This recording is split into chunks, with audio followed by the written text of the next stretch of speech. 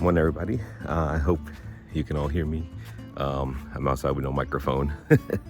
So, nice, bright, beautiful day in the 50s, so I have a jacket on. But let me show you what's going on in the garden.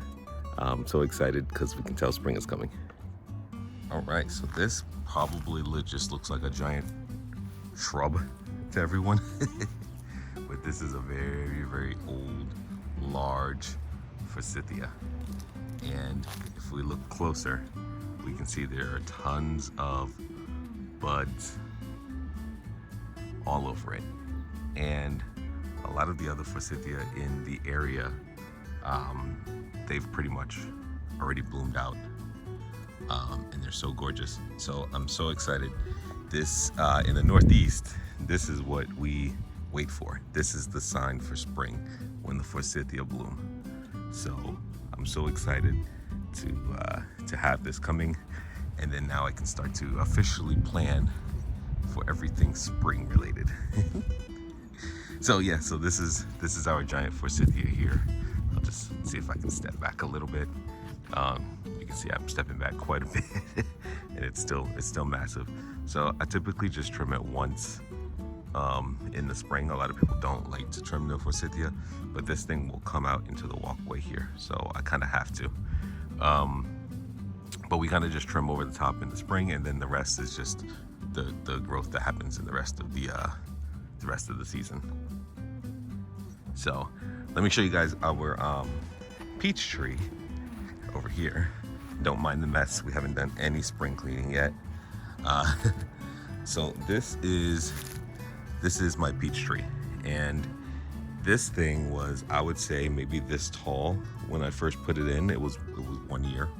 This is I think started the second year, and you can see it's already started to get, sorry about the focus. You can see it's already got flowers coming up, which, you know, as we know, will turn into nice, beautiful peaches. I'm so excited to finally get peaches off of this thing. I don't eat peaches, but I like peach pies and cakes with peaches in them. And I haven't done any pruning at all. I think I'm just gonna come through and just do small bits of pruning because the tree is already waking up. I want a nice vase shape in here for this peach tree. I'm so excited. And this tree I planted for my grandmother. So, and she's not with us anymore. So I'm excited that it's doing really well, and it's nice and tall. Oh, it's gorgeous. So when the flowers bloom and everything is a little more showy, I'll come back here and give you guys another show of it. So this is the back of my house. These are Cheyenne Privets. And guys, don't talk about my grass. It went in overdrive, and we didn't really have a great winter, like not very cold.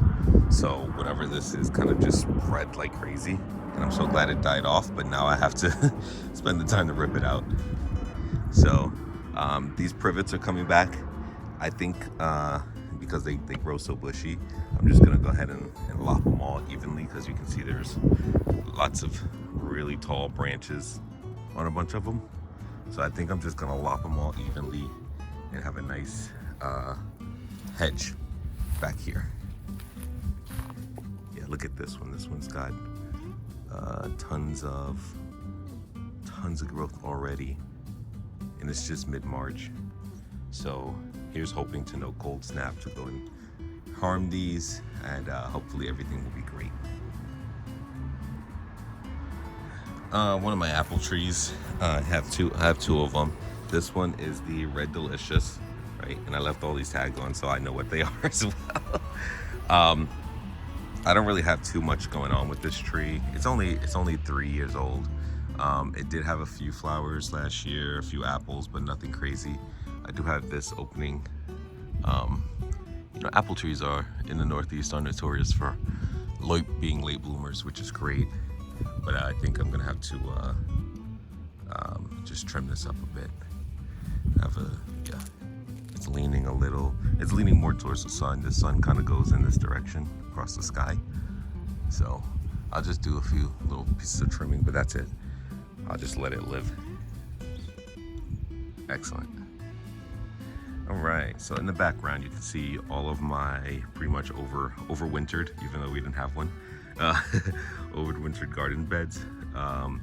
So all of that will get cleaned out once my tomatoes and peppers and everything are ready to go in the ground.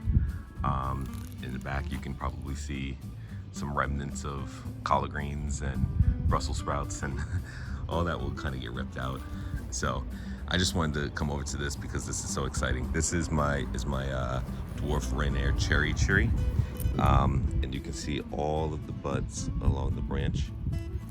I've had this probably 3 years now. I wish my camera would focus, but you can see all the buds. You guys can see all the buds available. Yeah, so I'm just excited. This thing is so beautiful when it blooms. The bundles of leaves are really gorgeous on it. So even if it's not giving me cherries at the moment, it's still very beautiful and striking to look at. So super excited when this blooms out. I did have a plum tree over here, and as you can see, it didn't make it through the winter, but I bought it at Lowe's. Hopefully I can bring it back, and I think I'm just gonna order a different variety, maybe not get one from Lowe's again. All right, so I'm super excited to show you guys this section here. I have 2 pear trees. There's one back there, right here, and there's one here. 2 pear trees, and they are budded up like crazy. I am going to spray them. Last year they were infected with some kind of fungus, so I'm going to spray both trees and before they open up. I think this one would be great, but I'm not sure about the other pear tree. We'll see when we get over there. But I have a fig tree here, and it looks great. I will repot it and get all of that undergrowth out of there. Like I said, we didn't have the greatest of winter, so things got a little crazy. Things are still growing. You see that all through the winter. That's not new, that's from the winter time. So we'll see how that goes. This guy, this is an apricot. If you guys can see I know it's upside down, but apricot, superb. And I planted this in the fall, and all of this big cane here, this big branch, this is all, it's growing. Like, it grew through winter. All of this here grew through winter. I would say like these pretty much dead ones back here are what I got when I planted it, and it just took off from here. So really mild winter, but it was a great opportunity for the plant to survive. And as you can see, it's got buds all over it. So I'm excited. I think I'm gonna get this planted probably closer to the house, right on the other side of that tractor. The tractor's gonna go, but yeah, I think I'm gonna plant it over there. That'll be a really nice spot for it. And this guy, I've had this for 2 years now. This is a Fat Albert. Let's see if there's a Fat Albert Colorado Blue Spruce, and I've had it for 2 years now because I got it on clearance, and I just don't know where to put it. I'm gonna do some renovation in the front yard a little bit. You know, last year we did a major renovation. I think I'm going to continue that and clear out another area, and that will be a perfect area where the blue spruce will live. So I got this fig tree.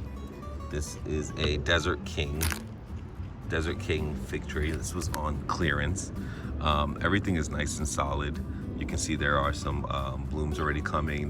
The branches are nice and pliable but solid. Like, the winter was great for these 2 fig trees. So I'm excited to get this potted up into something better, give it better soil, some nutrients, and we'll see if I get some figs. So, all right, and then along with the apricot, I got a crepe myrtle, and I think that this is probably gonna go right here in the corner of my house.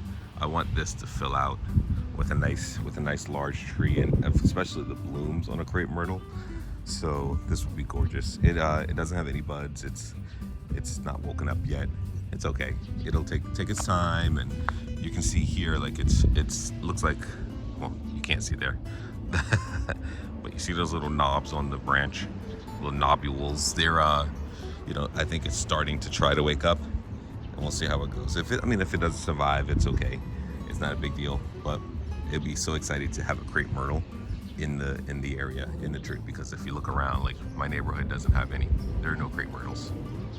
Nothing. No crepe myrtles. All right, now this thing is a weed.